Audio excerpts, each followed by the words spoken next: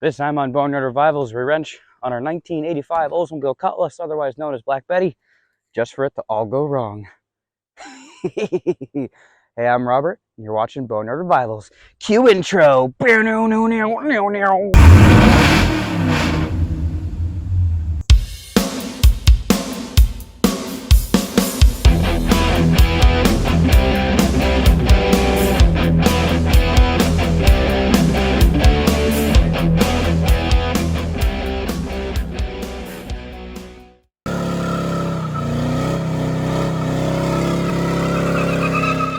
Oh, alright, let's actually get this thing off the ground.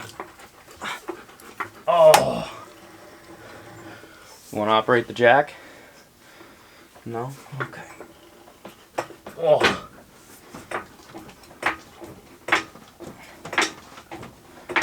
Check the driver set out here first. You want it just off the ground to touch.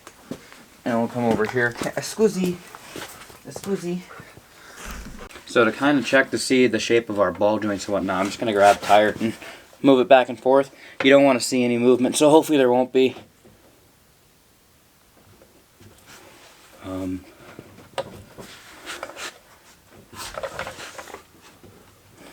There's some movement there. That's not good. There shouldn't be nothing there. There's just enough there. Another trick too I'll grab a crowbar and get under it too, but not looking so hot and spicy. Oh! Wait a minute, you hear that? That's the sound of my bank account crying. Oh, ball joint's alright. That seems very wheel bearing-esque. Let's pop this tire off, see what we got going on. Back out of her way for right now. Oh. Well, she's in desperate need of brake pads. I can tell you that right off the bat. Let's get this. Probably pull the calipers apart as well. I did notice that the master cylinder is low on fluid, so probably have to go through the brakes. Now, I could go and order brand new rotors and pads, or I know where there's a decent set of pads that I can rob and just throw on here, and then kind of let the pad and the rotor mate to itself. I'm not necessarily proud of it, but there is decent pads on the race car, so you know what I'm thinking, and we're good to go. I think that's what we're gonna do. Yeah, we'll do that.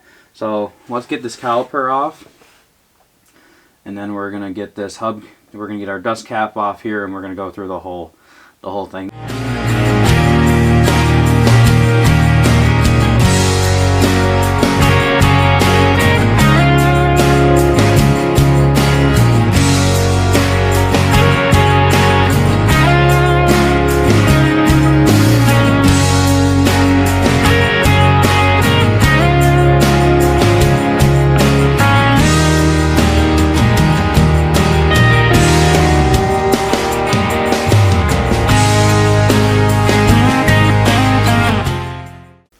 Alright, so doing some inspection here. I'm going to just re-grease these. The inner and the outer wheel bearing look fine, which is weird because I don't know why the slop was there. Someone was in here before. These are Timken bearings. If the camera could focus here and I can get all the grease wiped off. Actually see right there. That is a Timken bearing. So we have our passenger side hub here. I'm happy to say that someone was through this somewhat recently, within the past few thousand miles here. There is more Timken bearings that we're finding, at least for the outer wheel bearing race. I believe the inside one is one as well. Yes, it is. I can see it stamped right in there. So that's good news. That means someone was already in here doing this. I'm just going to resurface them again, clean them up once again, and throw a little bit more grease at them, and slap it all back together. I don't see anything wrong with any of this stuff, so why mess with something that doesn't need to be fixed? So throw more grease at it, throw some fresh stuff at it, clean them up first, then throw a little bit of new grease at them, and slap her back in. And I think we'll be alright as far as it goes with our wheel bearings.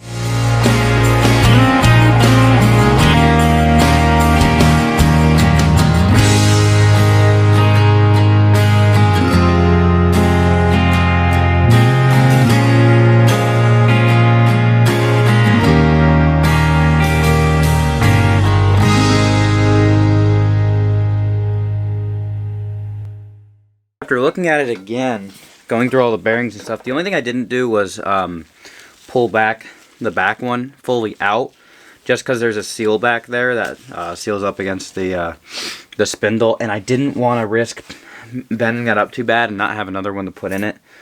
So I kind of just re-greased that back one while it was still inside the bearing race. But this front one got fully re-greased, as you saw. I'm going to set the tension on this. I'm kind of thinking that when I took the nut off, there wasn't a lot of tension on this guy, and my logic is thinking that whoever put this back together didn't set it with enough tension, and that's why there's slop, because usually you want to tighten it until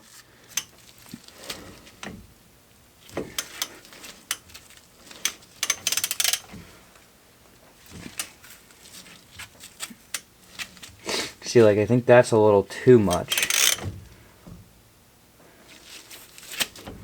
Like, you want to tighten it until you feel the bearing start to tense up, and then back it off a little bit.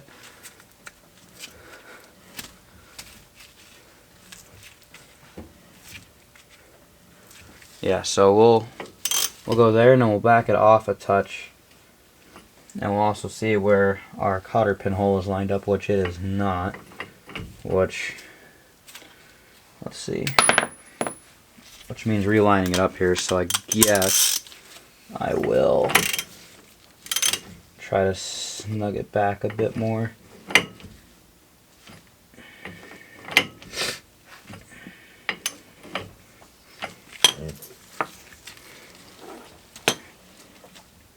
I'm okay with that. Alright, so we have our actual pins here that actually hold the caliper up against the rotor and everything. I always clean these up. Just something that I always do. I think when it comes to doing brakes, one of the biggest overlooked things ever, in my opinion, is the fact that guys don't take the time and go over the sliders. I think the sliders are literally the most important thing on brakes, and it's the easiestly overlooked common thing that a lot of guys don't think about doing. A lot of guys go, oh, I need to do I need to do brakes, so I'll just throw rotors and pads on, call it a day. They just literally take the brakes apart enough to put the rotors and the pads on, and they call it a day. They don't actually take the time to clean up the sliders while they're there, and then next thing they know, how many months or year or two later, all of a sudden the thing's eating pads and stuff, and you're not sure why. Most likely because your sliders are stuck. So I always take time to clean up the pins and the sliders. It's just something I do. For the pins, just a wire wheel. I'll just go around and clean all the surface rust off of them. Just something, like I said, I like to do. Then I'll take some anti-seize on those on the threads here, so that the next time I have to take it apart, it's easy enough to take apart. So I'll go ahead here and we'll wire wheel this first one for you.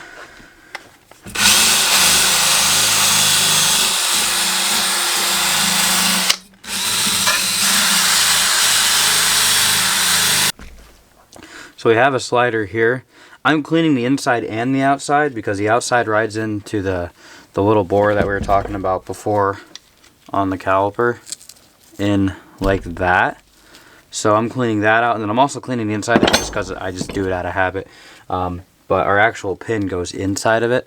So I'm going to clean both of them up, inside and out. I have them trucked up. What I'm simply doing is for the outsides, putting them in the vise here, taking a drill with the wire brush and just hitting them. And then what I'm doing for the insides, it's honestly, I do stuff like this just because I think it's easier. But I actually took a little drill bit here, put some Scotch-Brite wrapped around it, and it kind of tightened itself around the actual bit. I think it's only like a 1/8 drill bit. Then I obviously put it in the chuck of the drill, and then I will take our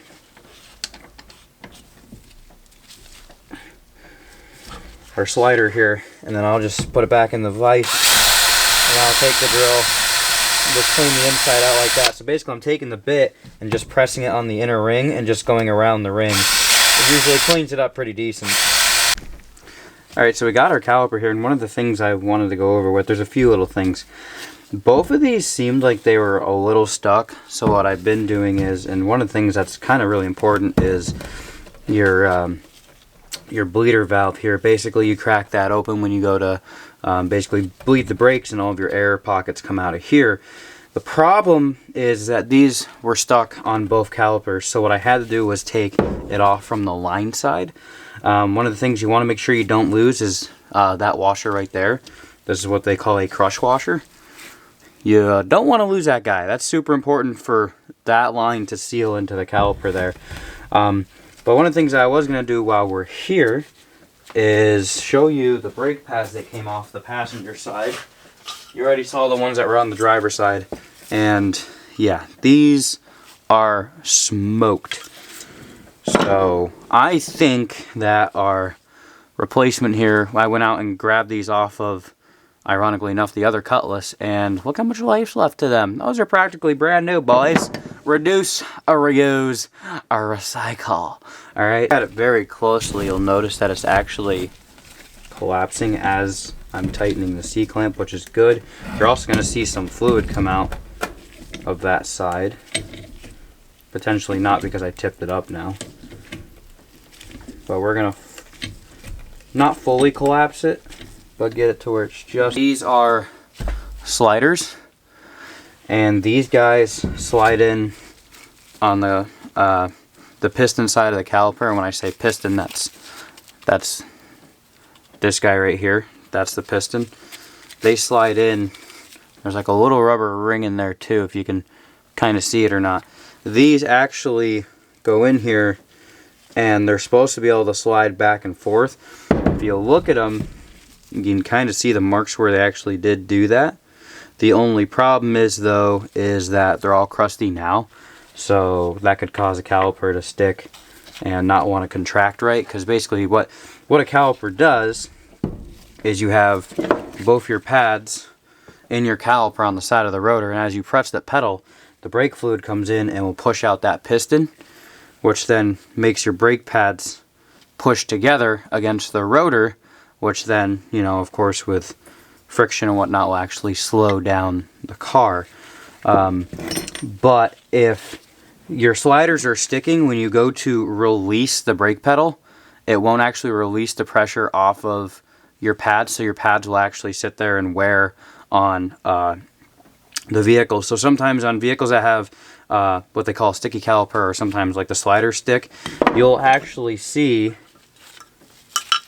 a pad where one pad will, it honestly will almost more look like this, where one pad will be worn out really hard, and then the other one will be barely touched. It'll basically wear down, and it'll only wear the one down.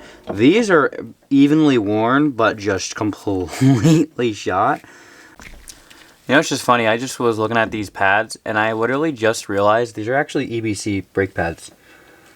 You know what that means, boys? It's our first performance brake build on the channel. Nice. Alright, so our brakes are all buttoned up and bled. I'm happy with the front end. So now it's time to move into the debacle up here.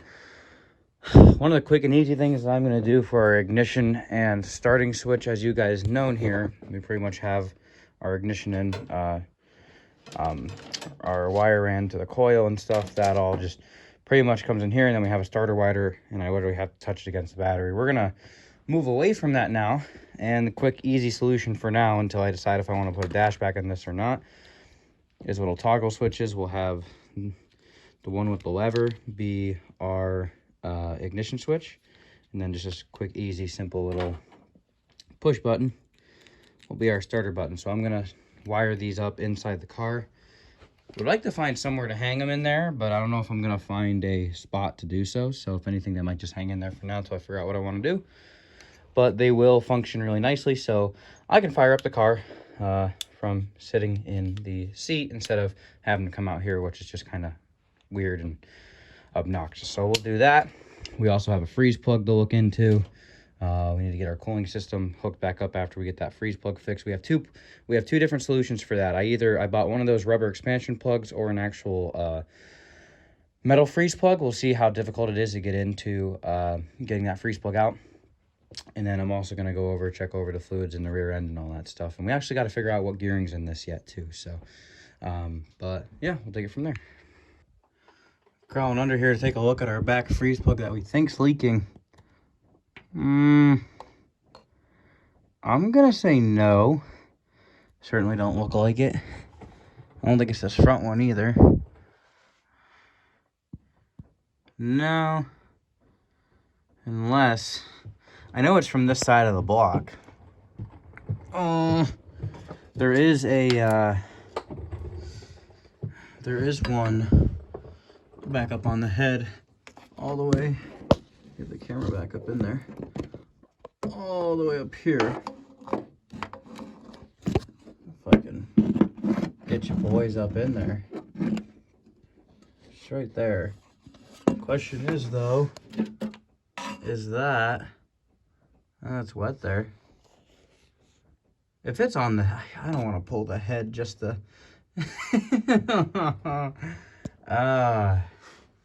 it kind of looks like it's possible. Just zoomed in here. Just nice and just up close to her. Let's see.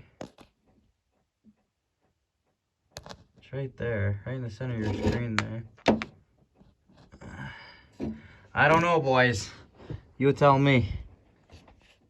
So I really couldn't find anywhere in here that I actually wanted to put our buttons. And as you see, it obviously has a screw and everything. So it's actually meant to screw down to something. And then I believe this one can, yeah, see how it kind of can slide in like that. So looking around, I didn't see nothing. The first thing I saw was this screw up here and said, oh, maybe we can pull that out, but it's like it's stripped or something. So I think what I did find here is the bolt for holding together our steering column here. Drop the nut off of it, slide in a piece of angle that I have up here in the vise ready to go. That basically needs to be drilled out. Basically we'll drill the hole and then it'll get attached there. We'll cut a hole on the face of it and then cut in a slot over here and have it all there, and there's your ignition and your starter switch. So I think that'll work pretty well for us. So I'm going to drill it and fit it up. Okay, there it is. It's wired in. Wiring's obviously still a mess in here. I'll probably try to clean it up a little bit. I don't know what I'm going to do about it. I don't want to cut it in case I end up putting the dash and whatnot back in here, but that's all in there. That should all be functional. I guess there's only one thing to do now, is go through the negative cable on the battery and see what actually happens here. This ought to be interesting. Hopefully everything goes perfect. Knowing my luck, it probably won't, but you know, we can at least be hopeful. So with the ignition switch off, shouldn't work. Okay. Like a charm. You know, the ignition off, obviously it's not actually going to fire up, but that's pretty wild. I like that. Sweet. Now I'm going to actually get it to fire up. Let it warm up. I'm going to do an oil change on this, but I figure I might as well actually see if the ignition switch and everything works too. All right, we got our race car ignition switch. She's in park. Let's see what we got.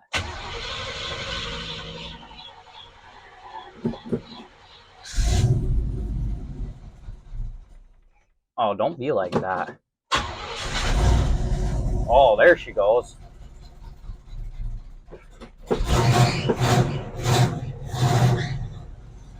There she goes.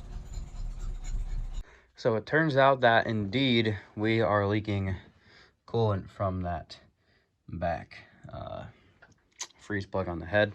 So we have a solution. Some of you are going to immediately start bashing me in the comments and going, you're an idiot, blah, blah, whatever. Yeah, anyways, don't care about your opinion. Yeah, we're going to just, you know, get some JB Weld Permatex and just And why am I doing that instead of actually doing it the right way and like pulling the manifold off is, well, you should all know by now. It's a 305 Oldsmobile. That's useless. If I listed on Marketplace right now, someone would be like, I'll give you a half-eaten McDonald's cheeseburger and my half-drank Coke for your 307 Oldsmobile. And I'd be like, no. You make it a full cheeseburger, then we're talking. But if you're going to be half-eaten, I don't play that. So, yeah, I just fix it enough to make it actually function and drive. I don't plan on having this motor in here for super long anyways.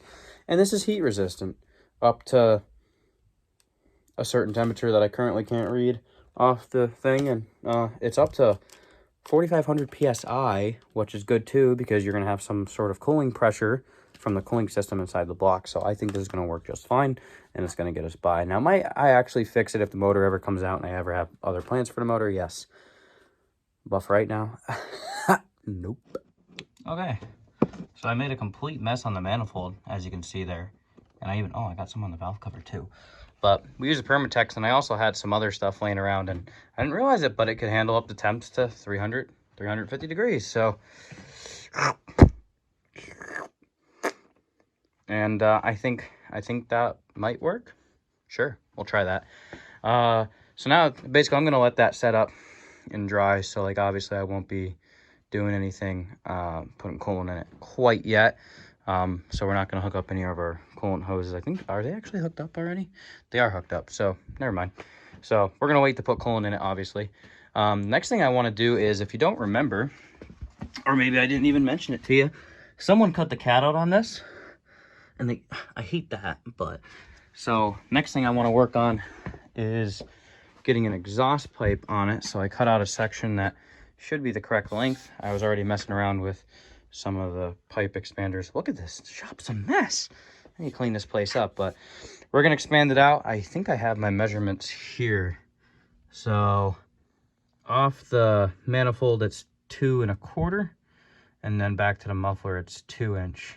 And the distance between is 25 3/4. So we're doing pretty good.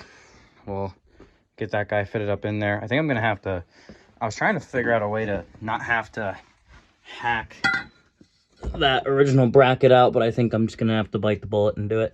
And we're gonna run no cats. Shh, don't tell nobody that, all right? EPA is gonna crack down. The first thing they're gonna go is, there's no cat? And then they're gonna go, that car runs on gasoline? We can't have that. And I'm just gonna stand there and go, gasoline forever, baby. If you know what that meant, you know what that meant. But yeah. Anyways, let's get down in there and fit that thing up and see if we can actually get a complete exhaust on it. Because I'm curious to see how it sounds. Because there's an aftermarket muffler set up on this with, like, I think it was a muffler back kit that someone put on this. It looks like it's a full master, like maybe a 44. So put that in there and get that pipe in there and see how it sounds at tailpipes. It might sound pretty nasty. Who knows? We'll have to find out. That fit up pretty good. I'm happy with that. I'm gonna have to go back later and weld them. We don't have a welder here, so for right now, it's just gonna be what it's gonna be. While we're under here, we're gonna check our diff fluid. I imagine it's probably gonna be a touch low, but in case you're wondering, don't get scared by that square bit there. Just get your 3/8 extension, stick it in there. It'll fit just fine. Pinky dinky promise. And let's get that bad boy out of there, see what our level's at.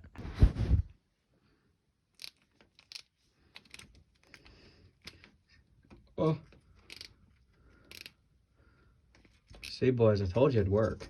You just have to have some faith sometimes, all right? You're not going to believe it, but it seems to be low. I don't feel nothing there.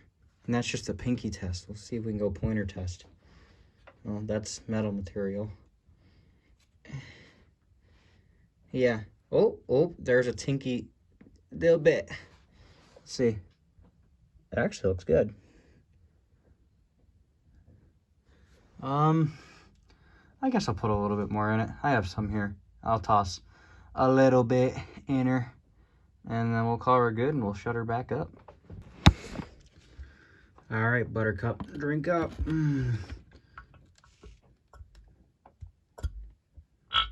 Ooh, ooh. Do you have an upset tummy?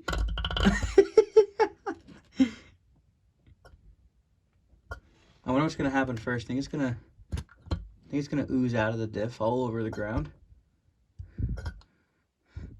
Now, mind you, too, this is what, $75.90? I should have $85.90, but it's what I have on the shelf, so it's what she's getting. Figured it's better than nothing. Ooh. Is that enough? Are you oh, yep. That's enough. She's spitting her back out. Stop that. Getting on my floor. Oh, quick, get the plug in her. Get the plug in her. Come on. Yeah. Now the plug don't want to go back in. Come on. Stop dripping it on my floor. That's not nice. Oh, that's wasted product right there. Good thing it's a tax write-off. Oh. Where's my station?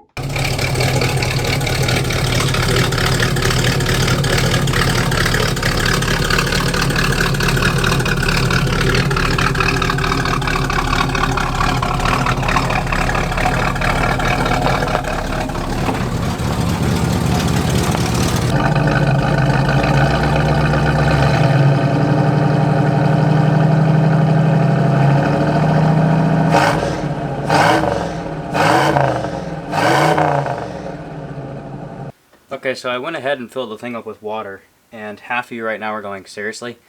Didn't you just say like 10-15 minutes ago that you didn't want to fill this thing with water? Yes, but I figured that if it's still going to leak, I'd rather not have it waste coolant. So what I'll do is I'll put water in it first, bring it up to temp. Is there deer running through the yard? Yeah, there's actually a deer in the yard. Anyway, ADHD. So basically I'm going to run through like a normal cooling system on it, let it all air bubble out, and make sure it actually holds. And if it actually holds like it should, then we'll go ahead and we'll dump everything out and put coolant in it. Like I said, I don't want to waste money on, you know, buying coolant or wasting the coolant that I have here and then having to buy more when it all drips out on the ground. So let's fire this thing up. By the way, these funnels, if you don't have one, these are like basically funnels for getting out air bubbles in your cooling system. If you don't have one, go on to Amazon. They're like 17-18 bucks for this funnel. The greatest thing ever. Comes with a little stopper, you know, so when it decides to blow up in your face, you stick that in there so it don't, you know, poof. And they're really, really slick. So if you don't have one, it comes with a bunch of different adapters so it actually seals the funnel to the radiator. Just get one, is what I'm saying. So I'm going to go ahead and do us a favor and put a little bit of water, because I think right off fire up is going to want to take some. And put a little bit in there. And let's go fire this pig back up.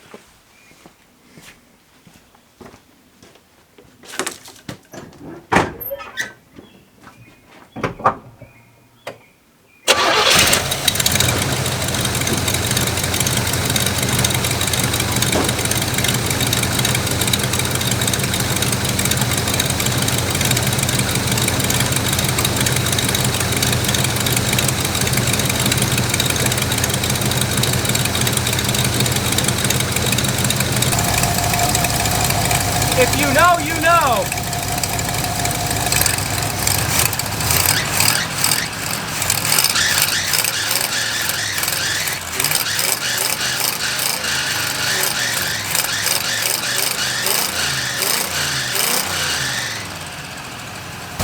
Wapoom, wapoom. I'm gonna be 100% honest with y'all. I took her for a rip. I know I said I wasn't gonna, but I did. And we fixed the leak on the passenger side of the block. However, there's another leak coming from the driver's side of the block.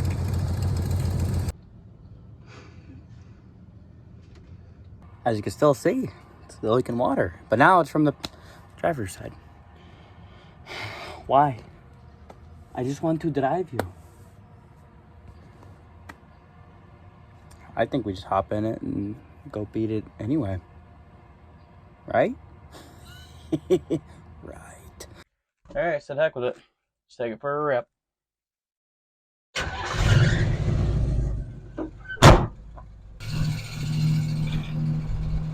I tell you what, it is not a bad running car. It's got a little bit of an exhaust leak, but besides that, I don't know, I'm perfectly content with it. Knock her back down in the first, see if I can get her to do a little loop-de-loop.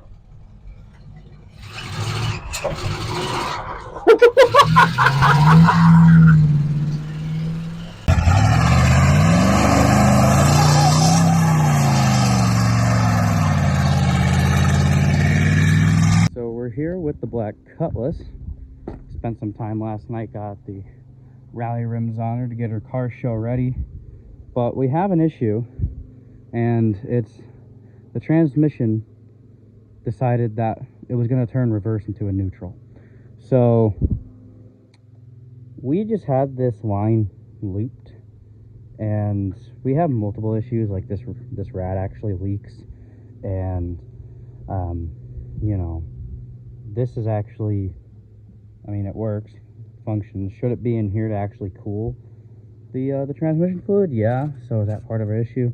Most likely.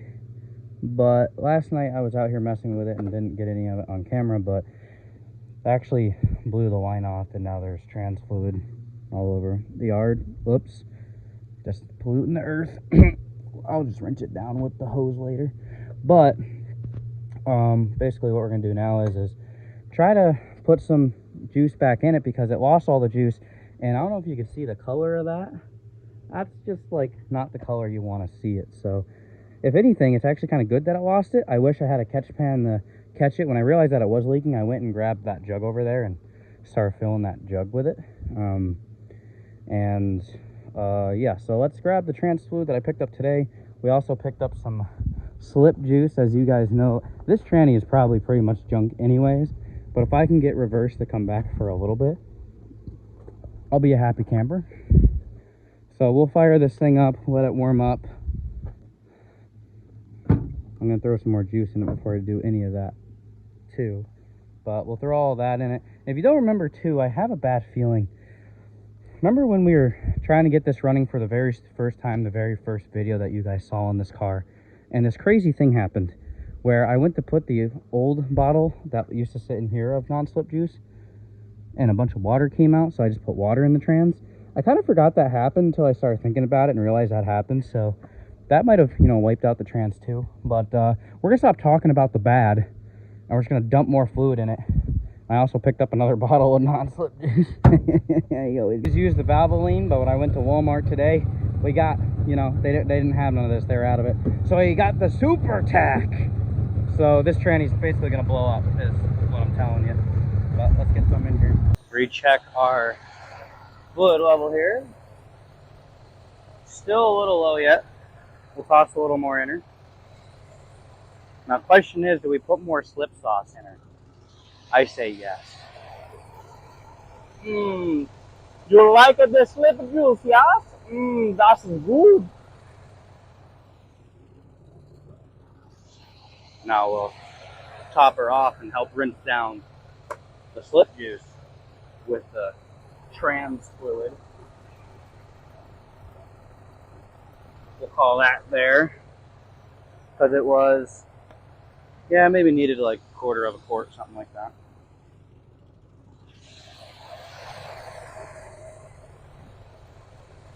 All right, that's done dripping. We will pull the filter, put our dipstick back in there, let it sit there, let the pump run for a little bit, pull her back out. Yeah, about up to that full line. Let's go drop it in gear. Hopefully, if we're lucky, it'll work. Probably not. I know it has forward gears, so don't get happy when it drops in the first. Oh, there it is. Oh yeah, like a dream. Now the big question, reverse.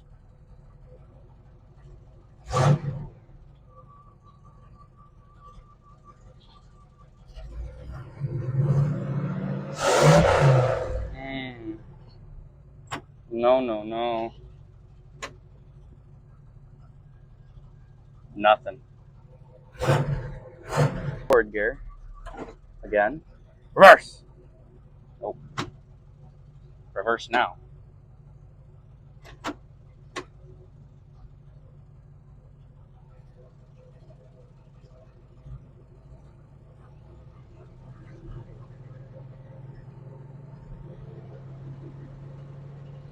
I'm really afraid reverse has left the building, y'all. Oof. Not good. 204 Rs. Junk. Oof. Well, let's go take it down the driveway, maybe. And circulate the juice more. Sure, sounds great. So you want the good news? Or do you want the bad news? Good news, forward gears work. Bad news is reverse is still gone. Well, I hope you guys did enjoy this video. If you did, please remember to like and subscribe. If you want to. You don't have to. You know me. I ain't gonna beg you for it. Either you like me or you don't. Oh well. But I hope you at least did get something out of this video and perhaps maybe learn something new. Now, yes, I know I'm leaving you on quite the cliffhanger with this car, because who knows if that tranny's good or not.